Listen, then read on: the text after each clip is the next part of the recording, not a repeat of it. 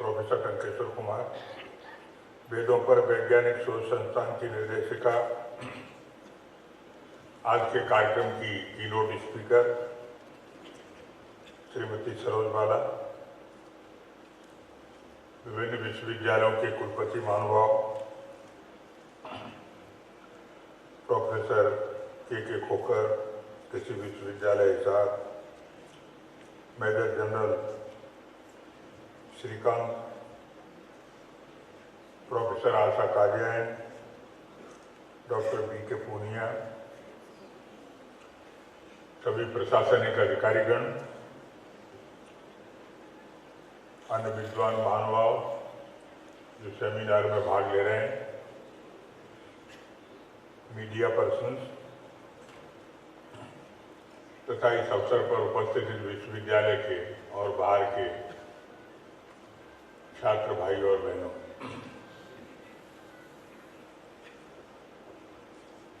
बहुत सुंदर आयोजन है।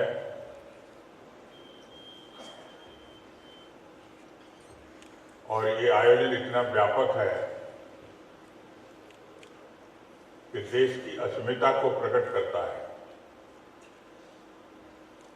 हर व्यक्ति की कोई आइडेंटिटी होती है, हर समाज की कोई आइडेंटिटी होती है, उसकी अपनी पहचान होती है, अस्मिता होती है। वैसे ही राष्ट्र की भी आइडेंटिटी होती है, राष्ट्र की पहचान होती है, राष्ट्र की अस्मिता होती है। आज सरोज बाला जी ने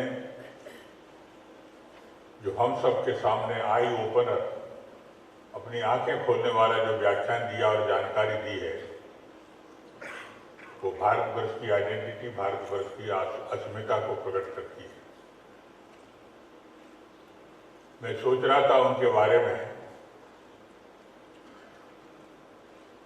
तो उन्होंने पढ़ाई तो इंडियन रेवेन्यू सर्विस की है, वो IRS के अधिकारी हैं,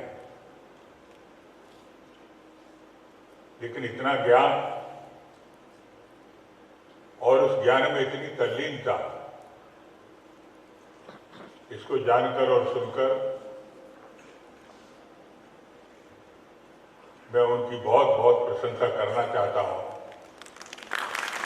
कि उन्होंने भारतवर्ष का, भारतवर्ष की संस्कृति का, भारतवर्ष की पहचान का बहुत बड़ा जागरण, पुनर्जागरण और उद्धार किया है। मैं बैठे बैठे सोच रहा था कि राजबाला को तो राज्यसभा या लोकसभा में भेजना चाहिए।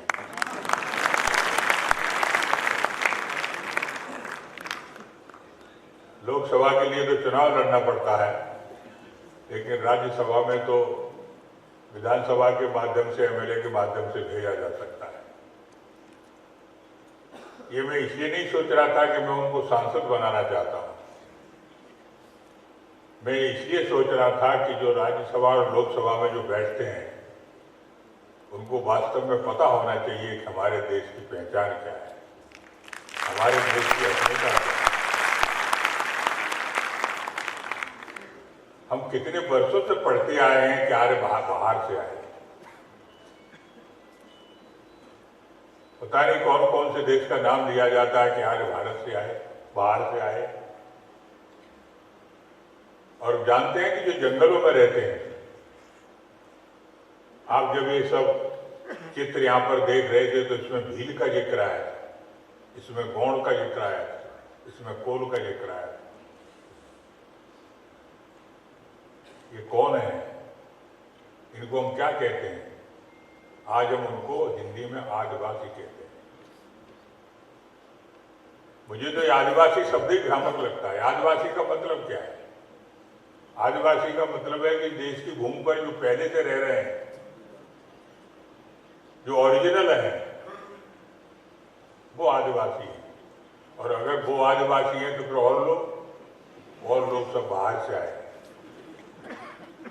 और इसके भारतवर्ष को हमेशा ये कहा गया कि ये तो सपेरों का देश है, ये तो जादूगरों का देश है, ये तो जंगल में रहने वालों का देश है। क्या भारतवर्ष का ये चित्र है? जबकि भारतवर्ष को तो इस तरह का जाना जाता है कि संपूर्ण विश्व के अंदर ये राष्ट्र इतना पुराना है कि हम कह नहीं सकते कि इसका जन्म कब हुआ। आज जो कुछ आप देख रहे थे इसमें ऋग्वेद तो 9000 वर्ष पुराना है, रामायण 7000 वर्ष पुरानी है और महाभारत ये 5000 वर्ष लगभग पुराना है। तो गीता को 5152 वर्ष हुए जो कुरुक्षेत्र में वो बताई गई।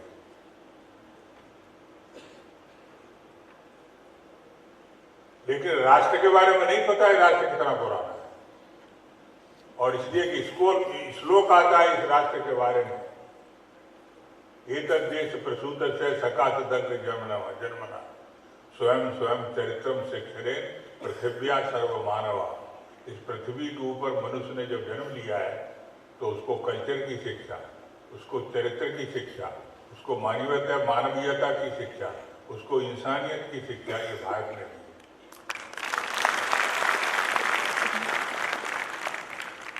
और ये चरित्र क्या होता है? ये चरित्र आदमी की आदतें होती हैं, आदमी की कार्य पद्धति होती है, आदमी का माइंड सेट होता है, आदमी क्या सोचता है ये उसकी कल्चर होती है। दुर्योधन की कल्चर अलग थी, युधिष्ठिर की कल्चर अलग थी। जबकि दुर्योधन और युधिष्ठिर एक ही परिवार के थे, उनका वंश एक ही था, पालन पोषण भी एक ही वातावरण में हुआ था, सारी चीजें तो एक, लेकिन गड़बड़ कहाँ थी? गड़बड़ ये थी कि दुर्योधन का चरित्र कुछ अलग था और युधिष्ठिर का चरित्र कुछ अलग था। ये जो चरित्र है जो आदमी को इंसान बनाती है। अब दुर्योधन को आदमी कह सकते हैं, मानव कह सकते हैं, इंसान कह सकते हैं? वो तो पशु से भी गया बीता था। जब कहीं पर चारा दिखता है, कोई खाने की चीज दिखती है और दूसरा पशु आता हुआ दिखता है तो एक पशु दौड़ करके उसको ठोकर मारता है और भगा के खुद खाना चाहता है। ये चरित्र किसका है? ये कल्चर किसकी है? ये आप पशु की। क्या दुर्योधन की कल्चर वो नहीं थी जो सुई की नोक के बराबर जमीन देने को तैयार नहीं था? तो ये कल्चर की शिक्षा किसने दी?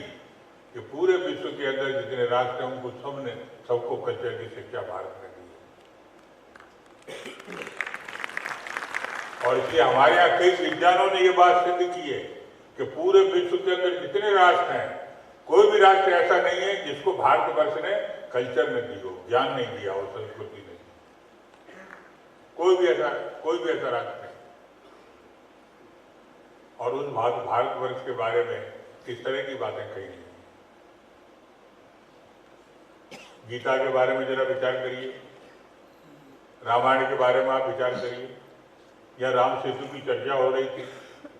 सेतु समुद्रम जब आया तो सेतु समुद्रम के अंदर क्या योजना थी? वो जो राम सेतु उसको तोड़ दिया जाए, समुद्र के बीच में से एक रास्ता बनाया जाए जिसके कारण व्यापार के लिए जहाज, पानी के जहाज आ जा सके। लेकिन वो केस सुप्रीम कोर्ट में चला गया। और ये सेतु समुद्र में है, ये सेतु किसने किया? ये नासा ने किया। ये सोलर का पूरा जो जानकारी है उसके माध्यम से उन्होंने सिद्ध किया और इसलिए फिर उसको रोका गया। और इसलिए आज भारतवर्ष को 21वीं शताब्दी में जो भारतवर्ष का सपना है वो अगर पूरा करना है तो सबसे पहले हमको भारतवर्ष की संस्कृति, भारतवर्ष की कल्चर, भारतवर्ष की आइडेंटिटी, भारतवर्ष की अस्मिता ये जानने की जरूरत है।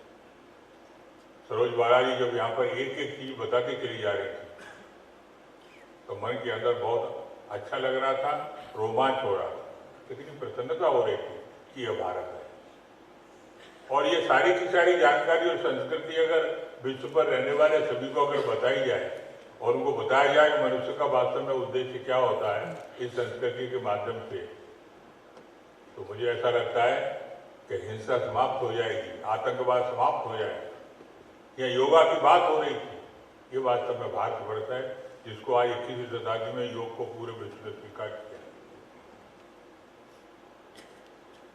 इस विषय को जो इस यूनिवर्सिटी के अंदर और Indian institute of scientific study on Vedanta इनके सहयोग से यहाँ पर सेमिनार हुई है ये बहुत बहुत स्वागत योग्य है, ध्यान देने योग्य है।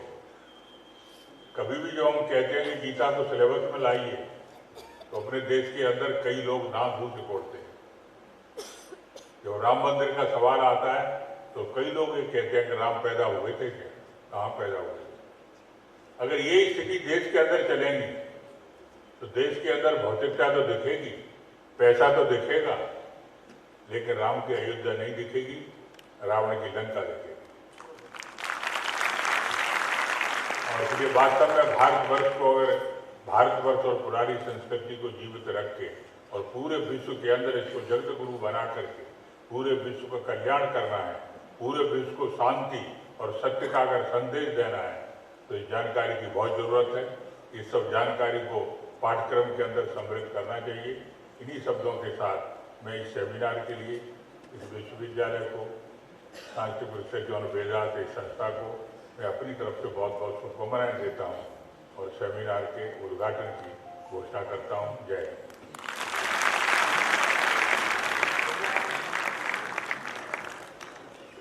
कुलपति महोदय जी से निवेदन है, कृपया मंच पर पधारें।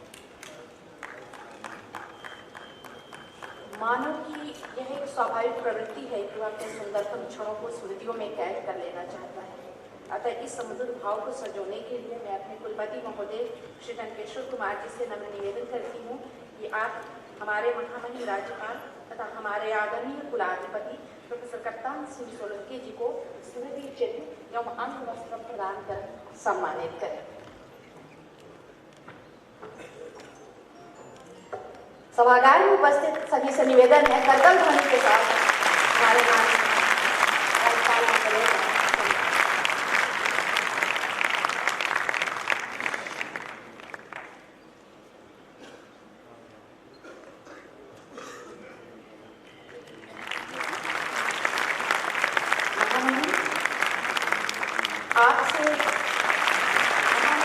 आपसे विनम्र निवेदन है, आप हमारे इस कार्यक्रम की मुख्य वक्ता को स्मृति चिन्ह और अंग वस्त्र प्रदान करें।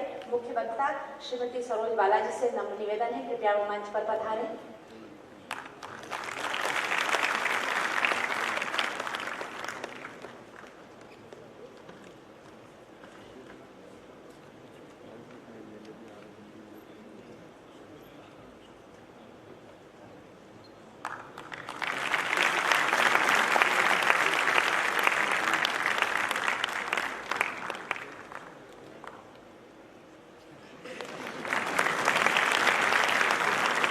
डॉक्टर कमल गुप्ता जी।